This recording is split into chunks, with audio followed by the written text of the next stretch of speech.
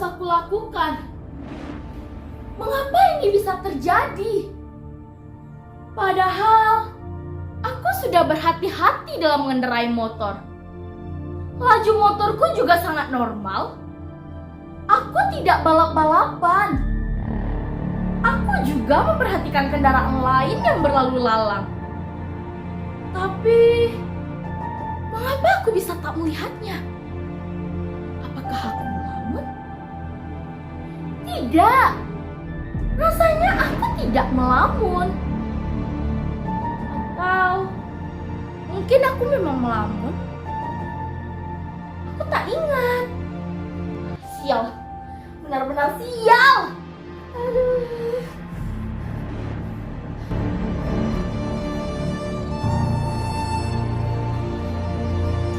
Bagaimana kalau Tuan dan Nyonyanya mulai mencarinya?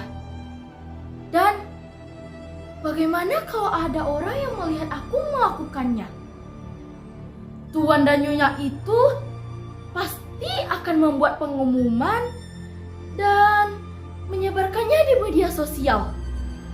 Lengkap dengan fotoku, nama sekolahku, bahkan alamatku. Netizen pasti akan menghujatku. Mereka juga akan menyebarkan fotoku, foto sekolahku, foto ibu bapak, dan juga foto kawan-kawanku. Semuanya. Habislah aku. Habislah. Bagaimana ini? Apa yang harus aku lakukan?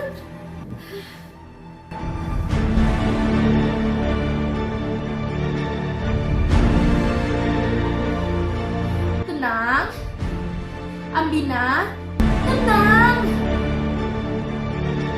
Oh, ayolah, tenanglah. Tarik nafas, hembuskan. Tarik nafas, hembuskan. Ya, aku memang harus tenang.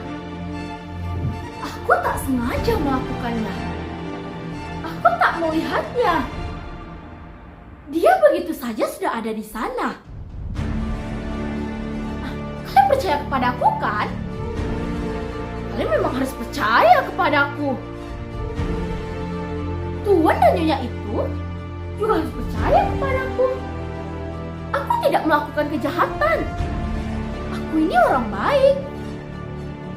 Kalau kalian tak percaya, tanyakan saja kepada kawan-kawanku. Atau kalian tanyakan saja kepada ibu dan bapakku. Tapi mengapa ini semua bisa terjadi kepadaku?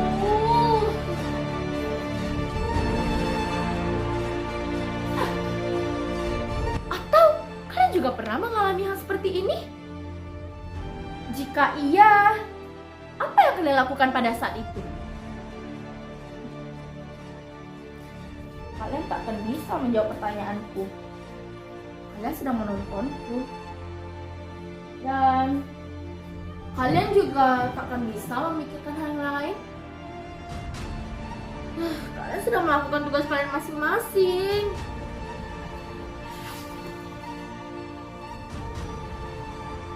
Ambina, apa yang kau lakukan?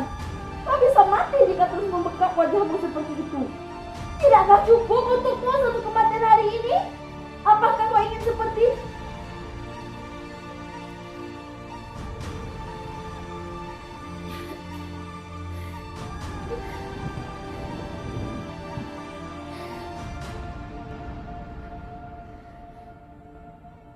tolonglah aku. Tolonglah.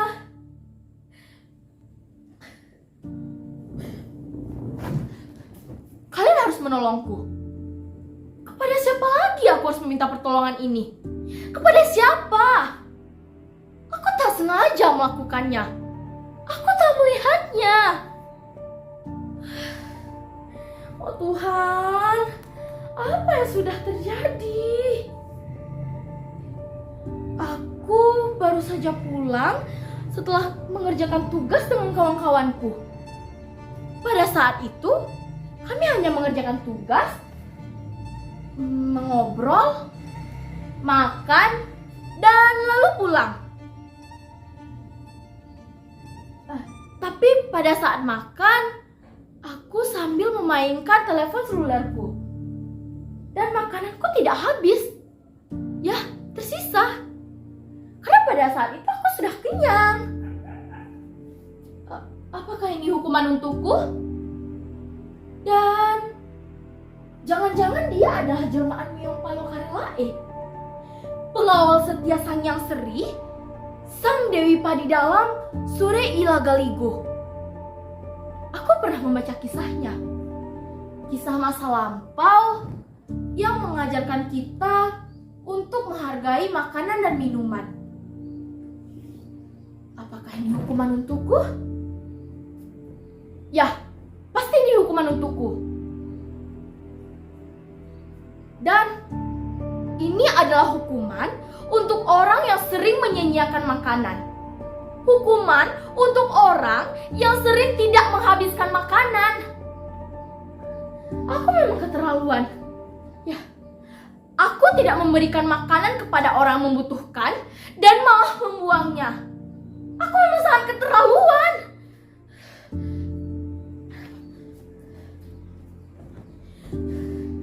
Hei, apakah kejelmaan Meong Palokarelae? Jawab pertanyaanku. Apakah kejelmaan Meong Palo? Jawab, jawab. Mengapa kau hanya diam saja? Jawab. Jawab.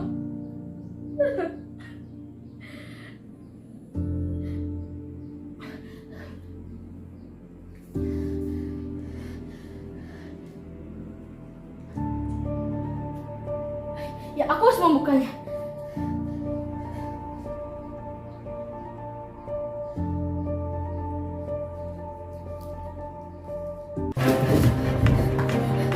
Benar dugaanku. Dia memiliki 3 warna. 3 warna, warna gelap. Dia jelmaan Meong Palo. Bagaimana ini?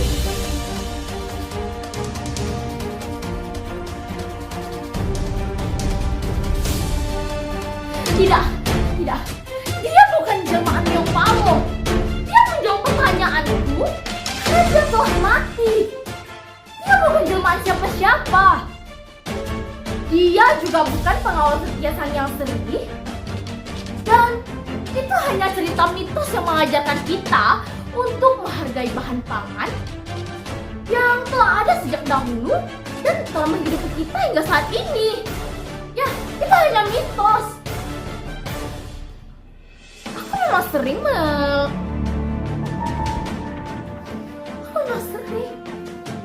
menyia-nyiakan makanan. Tapi ini bukan hukuman. Aku akan belajar menghargai makanan. Ya, aku berjanji. Aku belajar menghargai makanan.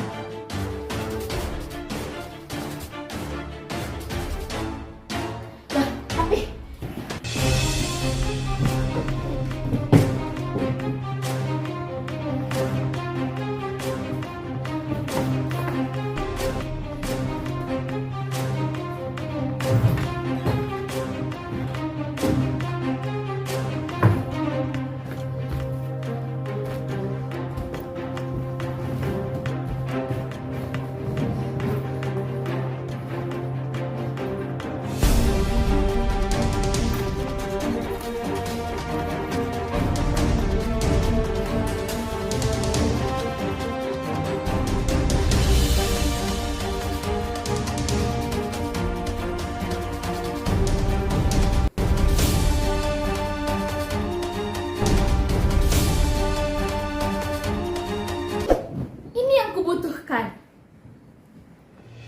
jadi dia telah dipelihara oleh orang-orang Mesir sejak tahun 4000 sebelum Masehi untuk menjaga bahan pangan dari jarahan tikus.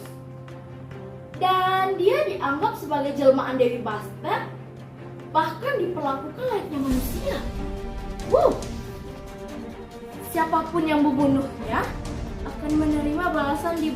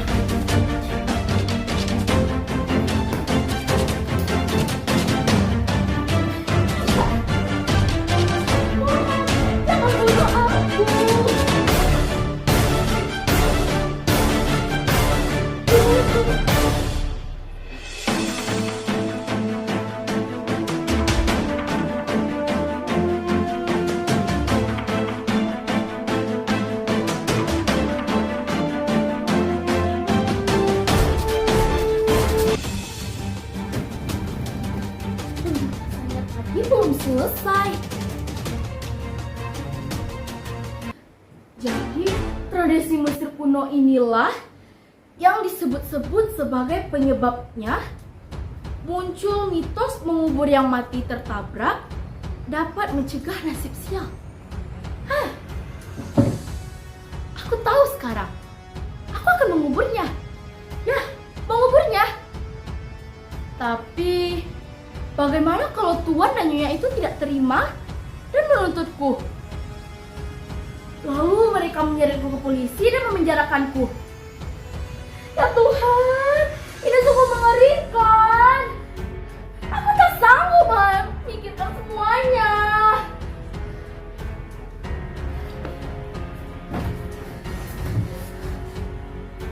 Aku mohon, hiduplah kembali.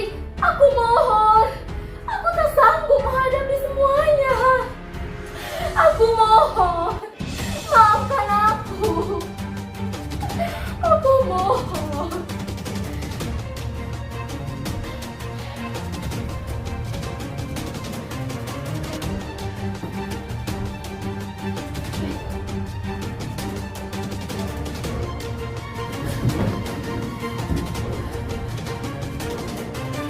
Yang datang?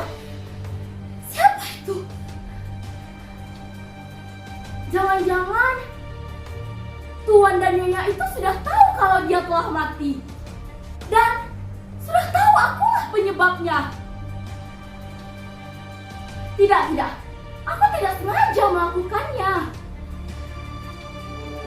Bisa jadi Tuan dan Nyonya itu kesini untuk menangkapku, bahkan membunuhku. Dan bisa saja yang datang adalah suruhan Tuan dan Nyonya itu untuk membunuhku. Ya Tuhan, ini sungguh mengerikan.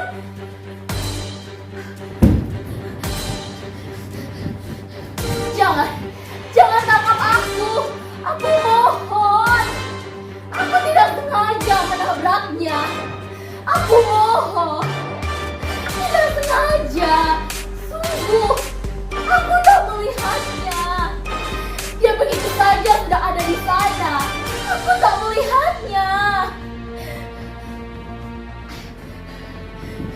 Demi Tuhan, aku tidak sengaja menabraknya. Apa yang akan aku lakukan dan apa yang harus aku lakukan juga agar Tuan dan Nyonya itu mau memaafkanku? Kalian juga harus tolong aku. Tolonglah. Aku akan melakukan apapun itu. Aku berjanji.